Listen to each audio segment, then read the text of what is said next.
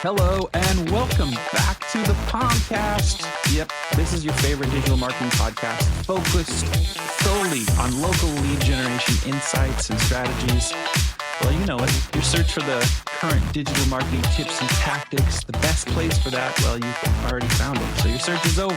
Thanks for tuning in. I want to get to it right now. As always, almost always, I have the founder and CEO of Premier Online Marketing, Mike Shaug. Mike, how are you today? I'm good. Sean, how are you doing? Good to be here. I'm good. We are getting into that holiday season when we're recording this episode, and it's just that time of year where I think half of the people out there are just, they love this time of year, and half of the people just don't love this time of year for whatever reason. I happen to love it.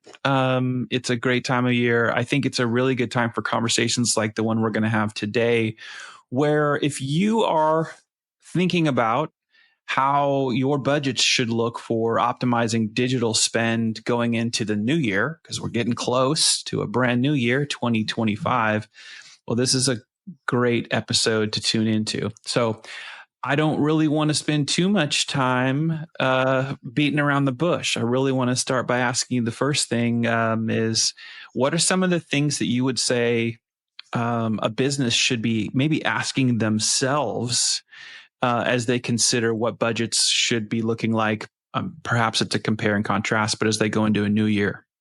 Absolutely. Yeah. I had the idea for this podcast theme because I just got through budgeting season for all of our customers. So unfortunately, this information won't be very helpful unless you're going to resubmit budgets. But typically around October, November of the year, all of our dealership and all of our multifamily clients ask for budget proposals for the next year. And essentially it becomes kind of an exercise of determining what are the needs of the business from a traffic or lead standpoint. And you try to work backwards from the lead. Obviously, we're a lead generation company, so we can drive traffic and leads. We can't close them for the customer. But you want to reverse engineer your traffic needs from that lead to close rate. And basically, the number of leads that you're going to need you should base it on what you got basically year to date or over the last 12 months.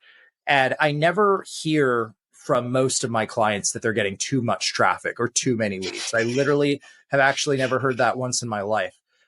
So you really need to, when you're thinking about budgets for the next year, especially as it relates to digital marketing, you need to look at SEO, PPC, social, paid, organic efforts, content planning.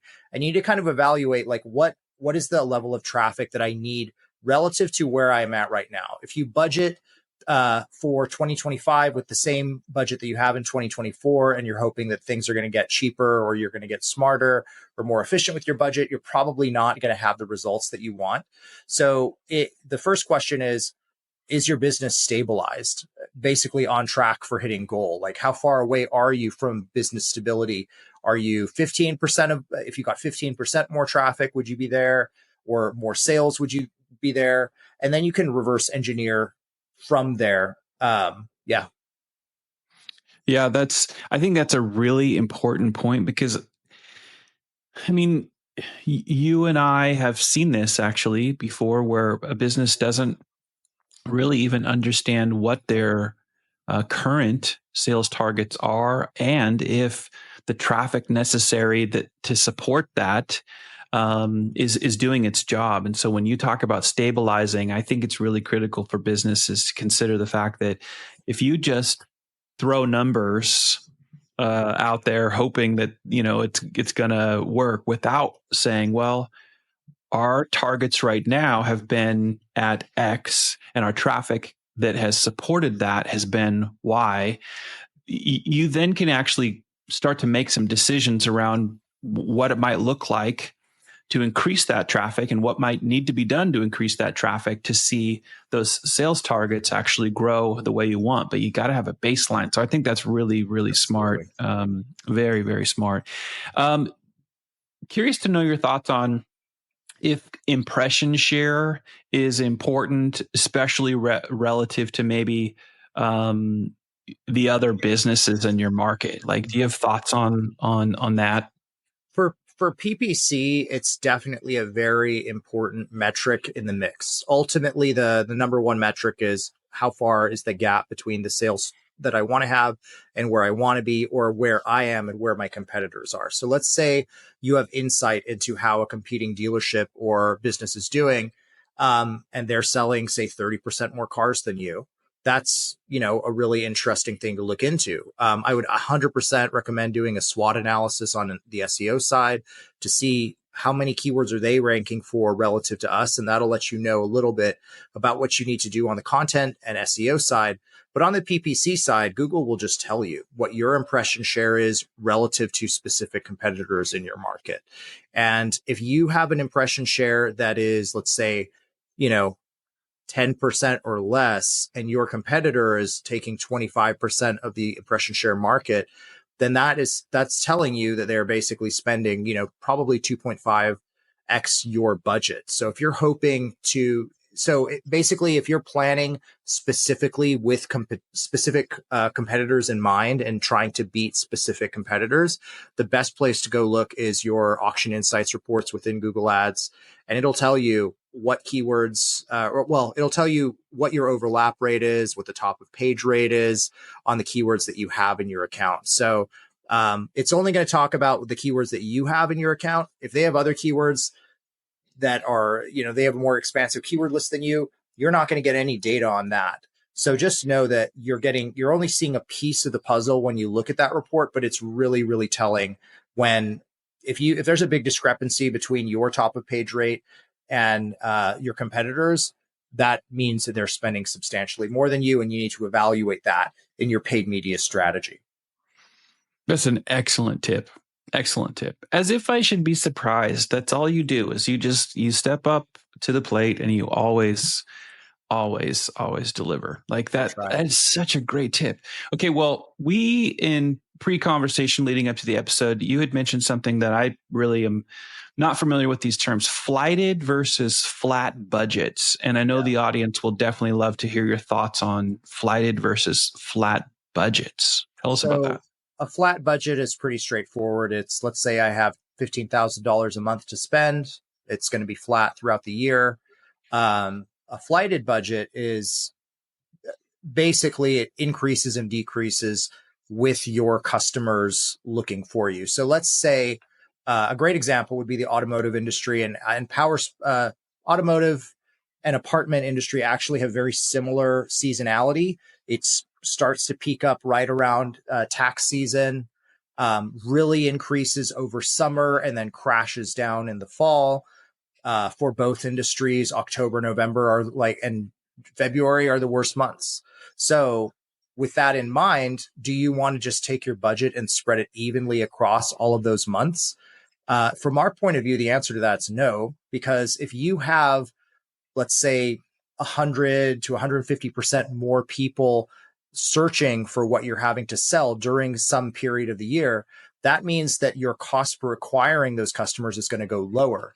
Whereas if you have a flat budget, let's say in July and it's the same in November, your cost per lead is actually going to go up in November, and you should expect it to, because the same amount of people are in market looking for the same customers. And when there are far fewer of them, then that makes it a lot more expensive for you to acquire those customers. So if I could plan everyone's budget from now on until the end of time, I would definitely recommend substantial increasements to spend in the peak months of the year, and then also decreases when you are less likely to move. Let's say when you're less likely to move a customer into a Montana apartment, or even Denver, places that are cold. There tends to be less business during that time of year substantially. So you want to make sure that you're spending your customer during the time where there are more customers to go after. That's one of the most honest answers that you're going to get out there, people, from somebody in the digital marketing space, literally understanding the seasonality of your vertical and then making really honest recommendations about when you shouldn't be adjusting budget. So that's just really great advice. I know you have thoughts as well on in times of inflation, right? And budgeting for inflation. I'd love for you to share about your thoughts there as well. Yeah. I mean, Google generally increases CPCs by, 8 to sometimes 25% year over year. And it changes by vertical. It doesn't just move up all at the same time. But in your vertical, you will see CPC increases. I remember back in the day when if we saw a $1 cost per click, that was terribly moronic and wasteful. Now I would be very happy to get a $1 CPC in some of the verticals that we serve. So you need to plan for budget increases. And I guess this would be more for the stabilized business where you're kind of in a good spot. You are selling kind of on track with where you want to be for your paid media or SEO channels. But you also need to account for the fact that your channels are going to get more expensive. So if you want the exact same amount of traffic through paid channels anyway, there is going to be a little bit of an increase in CPCs. So just make sure that you're planning for that. Otherwise, you will see less traffic year over year and you'll think you're doing something wrong. But really what's changing is the industry. More competitors are coming into the market. More people are doing it themselves and setting all their keywords to max clicks and broad match, and you're competing with those people now. So there are a lot of reasons why CPCs go up year over year, but what is a fact is that they do. So from a Google Ads or paid media standpoint, you absolutely need to count for that in your budget planning as well. I've heard you also talk about the necessity for budget to be, I guess, something that you consider relative to algorithm updates as well. And I don't know that I've heard a lot of people talk about that, but it makes a lot of sense. So I'd like you to share a little bit about your thoughts on budgeting regarding algorithm updates. There certainly are at least a handful that happen every year. Yeah, actually, we just had a big one, a couple of big ones that just went down, and Google actually didn't have like recommendations. It was just like, this is happening, and it happened, and now you have less traffic. There's nothing to fix, but this is something that changed. And the reality of the situation is, if you're getting thousands of visits organically, you need to treat that like those like diamonds. They're so valuable. Organic traffic is more valuable than paid traffic. I hate to say that as a paid media guy, it just converts at a higher rate. If you think about your average search auction, Google says that like somewhere from 10 to 15% of people click on ads at any given time, meaning that 85 to 95% of the people don't trust paid media results. If you ask your parents, like, where do you click? A lot of my mom will say, I don't click on the ads, and she doesn't have a reason for doing it. She just mistrusts it.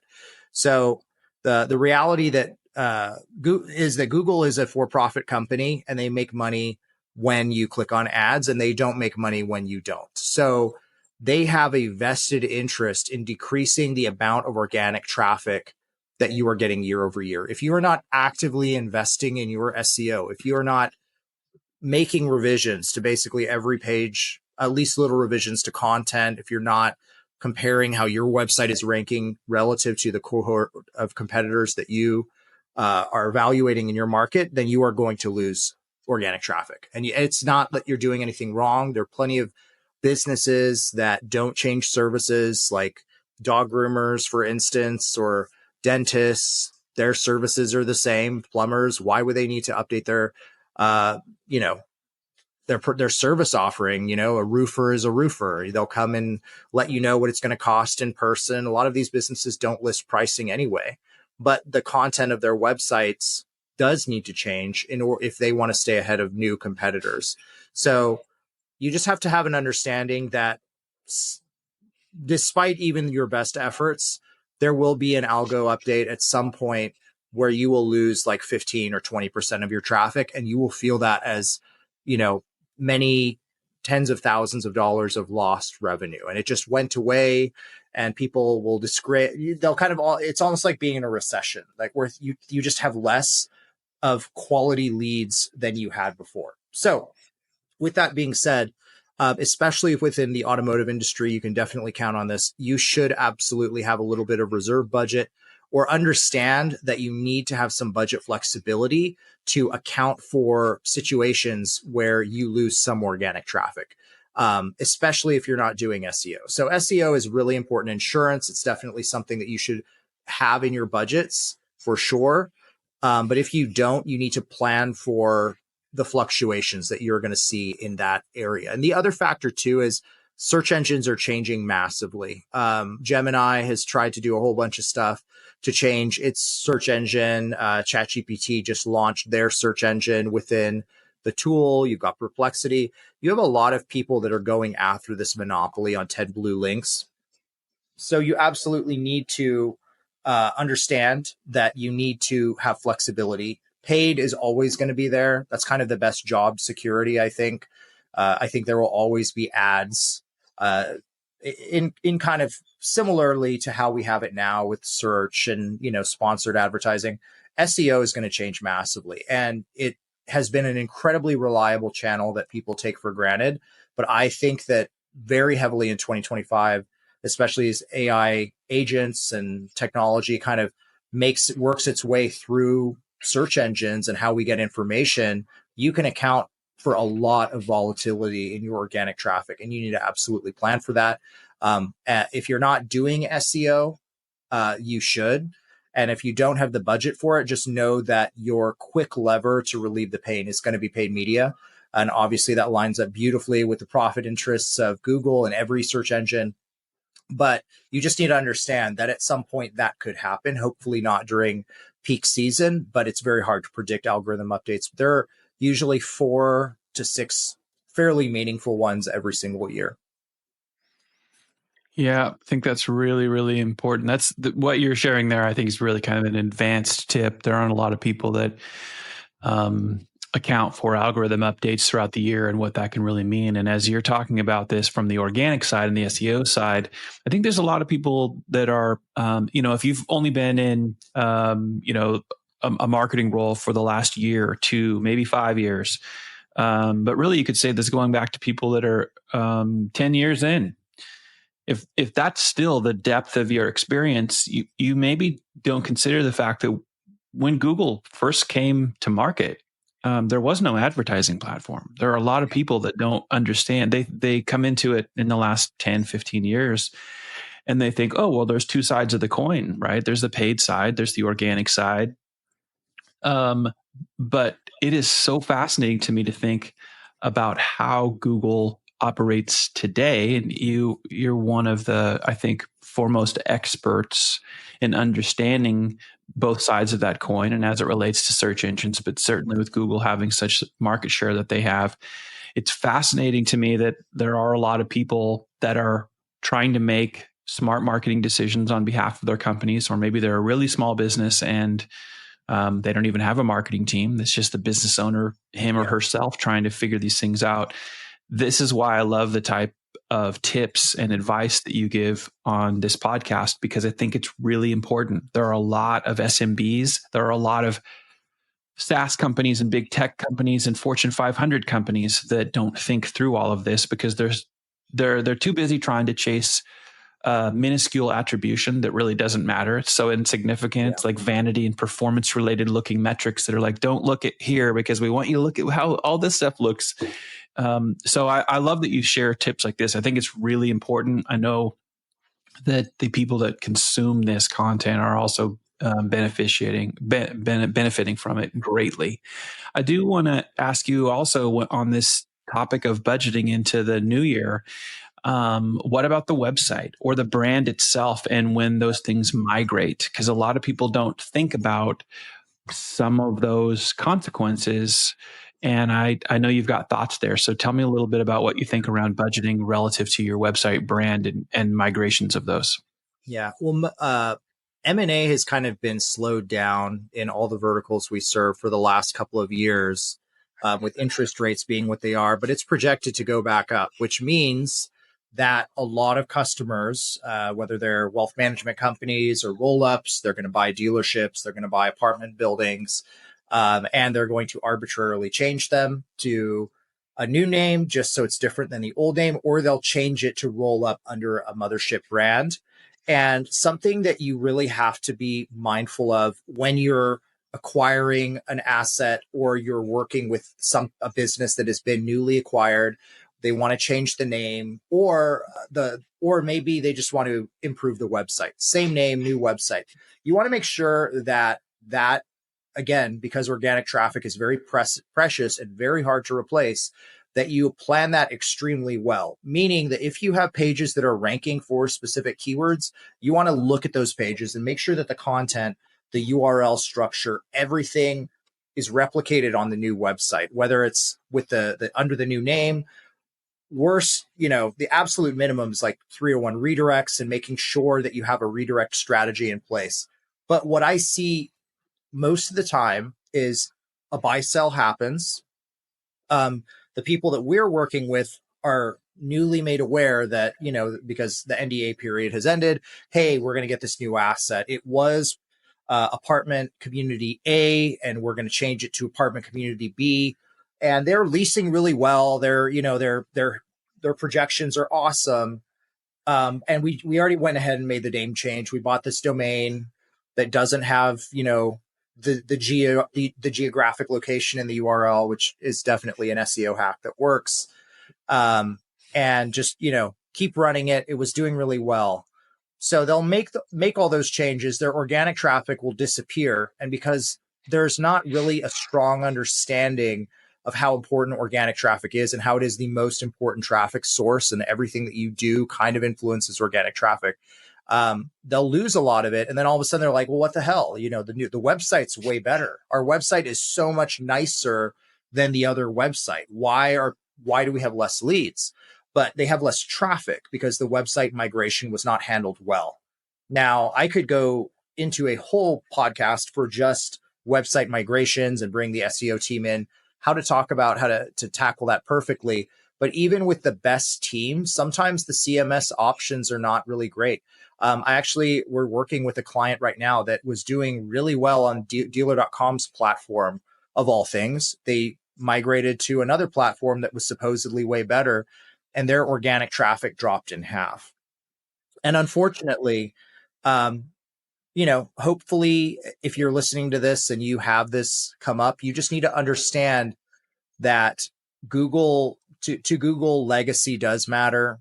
Just having a new website for the appearance, the aesthetic of it, without the SEO taken into consideration, could be a massive multi-million-dollar mistake. And if no matter what, we're changing websites, we're getting off of one platform, going to another, obviously you want to consider all the things that you can control to make that transition as seamless as possible. And you're also going to even need to understand that under the most perfect circumstances, you're going to lose probably 20 to 30% of that traffic no matter what. So you're going to need to plan for that. If you have a website migration or new website, you need to plan for several months post-transition where you are going to have to increase your traffic from other sources. Obviously, paid is the easiest way to do that. You can also get ahead of it with really good SEO planning. But a new website to Google is going to have kind of an organic setback, and you're going to have an adjustment period that you're going to have to account for. We have seen website migrations where it just goes up and things are just great. But that's probably been about 10% of the time. 90% of the time, even when migrating from a crappy platform to a new, better one, things change. There's an adjustment period, usually 4 months or so, where traffic drops about 20%, and it's from a really high converting source. So you need to offset that by more than the amount of traffic you lost, because you need to understand that organic traffic converts 3 times better than paid media. So if you're offsetting a 20% traffic drop with paid media, it's going to have to be more than a 20% increase to your budget. You're going to actually have to look at the amount of traffic that you were getting and probably double it to be somewhere in the same neighborhood for a little while. And then obviously you can go back down, but SEO is really important. And it's people just kind of think that organic traffic is a given. It's not. It's incredibly competitive, and it's the most important channel for sure that most of our clients are not super. They're not super dialed into how important it is necessarily. Imagine, regardless of whether you're choosing a DIY self-serve website platform and you're going to switch yourself, you're a really small business, or you and I have a lot of experience in the automotive industry. Imagine if the automotive industry website provider, as part of their sales pitch, had to disclose, yes, we're amazing, we're awesome. When you switch over, you're going to have probably a 20 to 30, if not more, percent decrease for potentially at least a quarter. Yeah. And so, yeah, that would be tough. But on the flip side of that, imagine if you did actually say that honestly and say, by the way, it doesn't matter whether you choose us or anybody else. If you're intent on switching, you should be also doing this protection package around your investments like you're talking about right now, whether it's going into 2025 or it could be any time during the year that you're going to make that change, that's going to be catastrophic if you don't have also this protection plan of making sure that you build up this traffic so that it accounts for the fact that you're going to have a dip before you return to, greatness. That's another really great tip. I know that maybe in years past, you and I both would probably want to be able to say, hey, put all your eggs or, do most of your investment in Google, obviously from a market share perspective. And there's always been, I think, really good reason to have at least some budget that you're allocating in the Microsoft ad platform. And there's probably a good argument or case to be made for even social, paid social in a lot of examples. I want to hear your thoughts on that around the Microsoft ad piece. Not to, I'm not asking you to, say anything that's particularly maybe negative or shade towards Google, but I really know, because we've had conversations about it before, about how this is really important to actually be thinking about these things. And it's not just from a, hey, don't use Google all the time. There is actually a lot of things to consider in making those decisions. So for doesn't matter if you're a car dealer or any business, if you're thinking about 2025, how would you be telling them to consider budget as it relates to Microsoft ads versus Google, or maybe all of it? Yeah. Well, I mean, obviously, Google has had and still continues to have the vast majority of search volume. And as long as that's the case, most of your budget should be there. However, it is totally under attack from every side. And in our opinion, Google is not handling it well, to be honest with you. Like, I think that there's real credible threats that if people continue to have better experiences in other places to find information, whether it's Perplexity or ChatGPT or Bing or Edge or whatever, they're going to continue to bleed traffic. And it, most of our clients probably have like under 20% of the search volume for whatever their category is in whatever market they're in. So the fact that all of these other challenging platforms have north of 10% right now means you could never spend another dollar with Google and get the same amount of traffic on all these other channels. I will say that Google does convert better than some other channels, but we are seeing comparable performance in Microsoft. And I do think that Microsoft is the really most formidable challenger right now. Obviously, they're getting a ton of data through ChatGPT. That I believe that ChatGPT search is kind of powered by Bing ads or Edge. So when it becomes addressable through that medium, you're going to want to be there. But I would really say, as an agency, it doesn't benefit us to steer people to other platforms, because those are more platforms that my team have to manage, a lot more oversight for billing. There's just nothing but downsides with being kind of omni-channel for the business side, and it's a headache for everyone else. However, you don't want to be the last mover, or you want to be the first mover to another platform when you see it on the rise.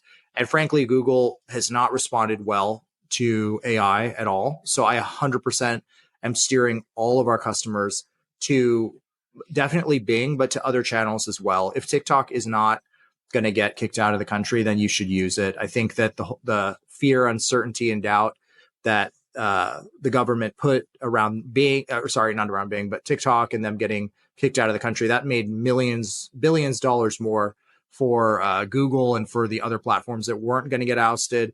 But that doesn't appear to be happening. So you need to look at all of the channels where you have been relying on getting business, and you need to look at expanding them, because there are a lot of other places where your dollars can be well spent. The worst thing that could happen would you'd see some seismic change in Google search, and the 10 blue link monopoly is shaky. And let's say Google loses 20% of their market share to these challenging platforms. That would be a massive loss of traffic organically from a paid standpoint. And sure, you can make it up by spending more, but I think the more efficient option will be to actually strategically choose a couple of other platforms to invest in. I like Google. I think Google is going to be the best place to spend most of your money for the next couple of years for sure. But I also think that Bing ads or Microsoft ads with their search network is definitely a very important channel, and you should absolutely allocate a small portion of your budget there, maybe 15% of your monthly allocation to start, and then kind of go from there based on performance. I think it's great that you're so transparent about topics like this, because if you even consider your podcast, the Pomcast, the content that you make here, it's meant to have the long form version to where people can consume it wherever they are listening to it right now, wherever, if they've decided that they want to see the video version of it.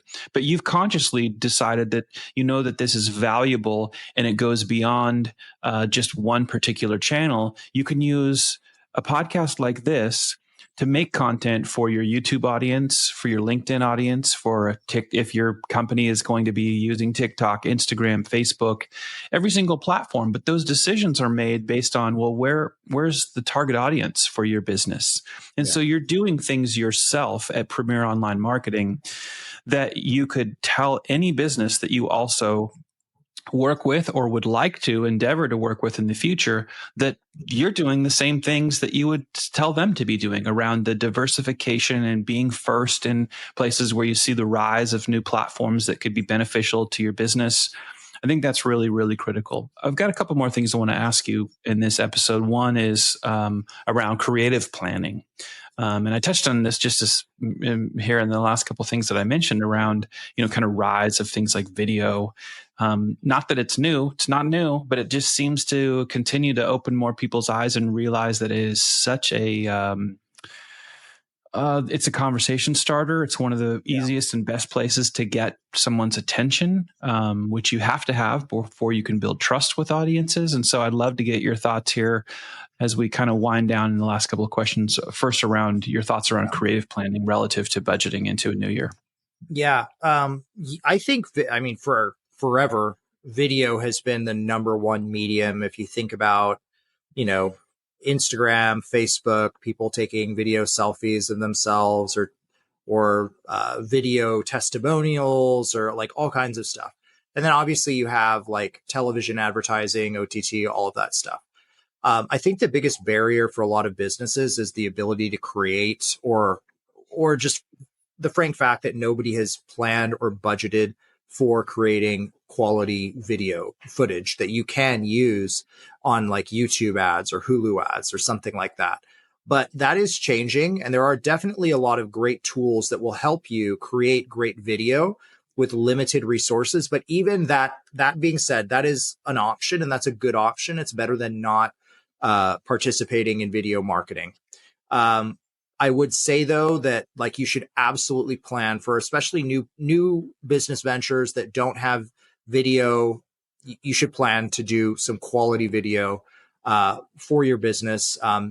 YouTube alone, through custom intent audiences, where you can basically target people on YouTube that just searched what your top keywords. It's just such a great way to get in front of people. When I think about like impression quality, think about like the impression quality of a search ad on Google. It's like a bunch of text. It takes your brain a lot of time to digest it. You have to choose to read it all. Most people don't. They just scroll on and go onward, or look at like a banner ad that kind of interrupts you when you're on like a news site or something like that. A video is, you expect to see an advertisement if you're on TV. So it's kind of expected, which is good. It's, it is definitely intrusive, but you expect it. But the impression quality is awesome. You can convey so much more through a video than you can through text or an image. So it just makes a much better link with your target prospects. And video for the longest time was kind of limited by the targeting options that you had. And that's no longer the case. So you now have the ability to target people extremely precisely based on keywords that they did, that they just searched. So that just makes video really important. And the barrier has always been creative. So businesses that choose not to invest in their creative and choose not to invest in Google are going to be missing out on a lot of great traffic and a lot of great connections that they could be making for their business. So for all businesses that we work with, we definitely are nudging them to allocate some of their media spend for video, but obviously to development of the assets they need to take advantage of this, because it's so important. I just want to piggyback on that because I think, once again, really very good insight. And I know that there are a lot of businesses. It's not exclusive just B2B, but there are a lot of businesses that will talk themselves out of video creation because they are fixated on comparing themselves against influencers or celebrities or rock stars. And like, I'm never going to go viral. And I just think it's really important. I say this a lot, especially in business. It isn't how many that's so important. It's who. Right. And so when you're making that content, the who becomes your driving factor. Who are you making it for? And that might be that you have 62 people that watch the video, but all 62 of them are likely people that you really wanted to see that content. So don't get hung up, and certainly don't stop yourself altogether by thinking, well, we're never going to have a video that has millions and millions of views. If you do, that's nothing wrong with that either. If you go viral for some reason, hey, great. But the fact is that the who that you're making your content for is far more important than how many people are seeing it. Don't fixate on that, because it oftentimes stops people dead in their tracks and they won't even do it. Well, I got one more. We were talking about this a little bit, just to know if you have maybe some closing thoughts around SEO or content planning. Obviously, part of this being video, but maybe kind of your final thoughts on SEO and content planning as it would relate to budgeting for your new year. Yeah, I think I think defending your whatever traffic you have gained organically should be a top priority. Even if your traffic doesn't increase year over year, that's better than having less traffic, and it's worth every penny to defend it and invest in it. But yeah, obviously for SEO, you want to plan for reoptimization of all of your core pages, meaning adding new text to those pages if you're not ranking in the position you want to rank for. So I think a really good exercise for all business owners to go through, regardless of industry, is to take your website and look at who you're competing with, not based on your opinion of who your competitor is. Oftentimes we'll talk to dealerships or apartment owners and they'll say, well, my product is like this other building 20 miles away. It's another luxury high rise or whatever. But really who their competitor is if you're in a 5-mile radius of the business and you search for the keyword that matters to you, who's showing up? Those are your digital competitors. And you need to evaluate from an SEO and a paid media standpoint, how are you stacking up against these guys? Are they outranking you all the time? Are they outranking you in the map pack and the search engine results, or just the map pack and not the search engine results? And you need to reverse engineer both the local SEO listings or map pack and then also the search results. So typically what we see is most of our customers, or I think all customers, just want to kind of think of SEO as a one and done. We set it up. we hit the pages, we have the visibility that we want, and then we stop. We don't want to mess with it. Unfortunately, all of your competitors are going to be developing content. A lot of them are going to be adopting new website platforms that might be better than yours or faster. And you have to evaluate what you're going to do this next year from a content and SEO perspective. And what you definitely need to invest in is beefing up, extending the word count, improving your keyword optimization on all of your core pages. And you also need to evaluate evaluate all the keywords that you want to show up for. What's really funny for us sometimes is we'll have a customer come to us and say they'll have like 300 words that they want to show up for, and they have a 5-page website. It's literally impossible to rank for all of those keywords when you have so few pages. So part of the content development needs to be looking at where do we want to expand into these other keywords that totally make sense for our business, but we don't show up for them anywhere, not on any page of Google. And you need to create those pages and create that content. So you should be looking for 2 different types of content projects. You should be looking at expanding into new pages that you don't currently have content for. And then you also need to look at your core pages. What are we ranking for? How do we strengthen our rankings for that? Oftentimes, content length is not long enough, frankly. And I know that length is kind of an arbitrary description for content, but it absolutely matters. If you have 50 to 150 words on the page optimized for your target user, and your competitor has 500 to 1,000 words kind of worked throughout their page that are supporting the keywords they want to rank for, they're going to outrank you. And that will happen the vast majority of the time. There are other factors like backlinks, but oftentimes content is not deep enough, it's not long enough, it's not well optimized. So even if you're ranking really well right now, you need to look at all of your competitors and you need to see what you can do to improve your on-page copy. The other thing that I think about with content is you want to front load it as much of it as possible. If you identify, say, 5 pages that you need to develop, I would recommend developing them all in January so you have something to work with a few months later. SEO is really slow, so I really like to have content done, a lot of it up front so we can kind of tweak based on where keyword rankings land. You're always going to have to do more work to the first draft. And what you don't want to do, or what's less ideal, is if you stretch out all your content projects over the year, because you need to add a few months after you post that content to when you'll actually start to see the result in keyword visibility and traffic. That's kind of my thought on SEO and budget planning. Look at what your competitors are doing. See who's ranking in positions that you don't want to, and kind of understand why. Work with an SEO provider to help you understand that, and then develop the resources to compete. Fantastic insights. Great. If this were a test, you'd be getting an A+. As always, Mike, this is where we'll park this episode, ladies and gentlemen.